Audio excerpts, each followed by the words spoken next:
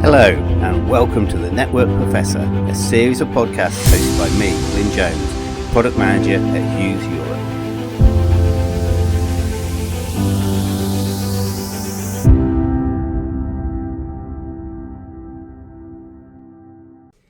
Hello and welcome to a special podcast in brief brought to you by me, Glyn Jones, Product Manager at Hughes Europe. With this week being Mental Health Awareness Week, the conversation touches on a slightly different subject rather than the usual tech talk. Rather than you having to just listen to my dulcet tones, we have a guest in the studio today, our newly qualified digital marketeer, Ashley.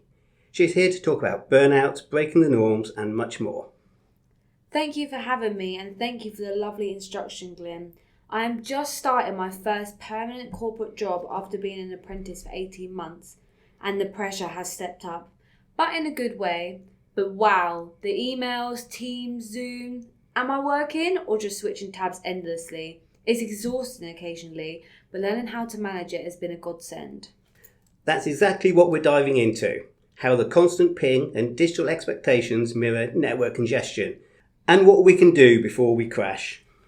Let's start with the idea of bandwidth overload. In tech, when too much data flows through a network, it slows down, crashes, or doesn't function properly. Sound familiar? Yep, that's me by Thursday. I think for some people that occurs even earlier in the week though. We either forget or don't realise that humans have mental and emotional bandwidth too. And when we're constantly on, replying instantly, checking notifications, juggling platforms, we can't function at full capacity. That's burnout.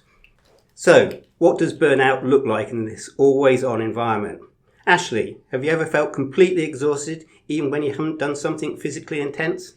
That's a great question, Glyn. I do often get exhausted and I always think, how am I so tired when I sit down in an office all day?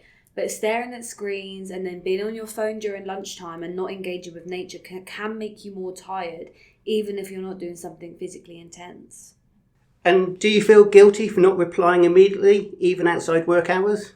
When I first started, I did. I felt really bad and I'd always check Teams while I was away. But as my career grows, I've learned that it is okay to take a break from work, even if they need something from you immediately. So if we look at some of the common signs of burnout, these include emotional exhaustion, cynicism or feeling disconnected from work, trouble focusing, constant irritability or anxiety. All of these are red flags that your network needs a reboot. So, Ashley, have you experienced any of these signs of burnout? Well, Glyn, when I was an apprentice, I could not shut my brain off until I officially burned out for over a month. I had to be signed off work because my body physically could not handle it any longer. I even felt guilty doing that. This is digital presenteeism, the modern expectation that you must be online even when you're not technically working. The thought that if you don't respond instantly, then it'll be frowned upon. The problem is it fragments your rest and rewires your brain for alertness, not relaxation. That's toxic in the long run. Think of every ping as a packet of data. If your system doesn't filter it properly, you'll crash. So, what can we do about it? Here's your digital self-care checklist. Set communication boundaries. Define your response hours. Use Do Not Disturb, especially on your mobile and at night. Batch your notifications. Disable real-time alerts. Reclaim your breaks. Step away from your screens intentionally. Mindfulness apps. Not just another app. Tools like Calm or Headspace can help you decompress. And talk to your manager. Normalise that offline time. I didn't know I could just turn off Teams notifications at night. What if people think I'm unresponsive?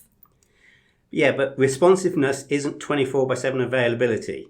It's that healthy consistency. Burnout isn't just a feeling, it's a system overload. And in a world that never logs off, protecting your mental bandwidth is more than okay. It's essential.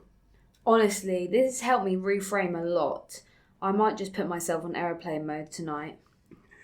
And that's a wrap. If your brain is lagging, maybe it's time for a reset. Thanks for listening to Bandwidth Overload. We'll catch up with you after the next mental refresh.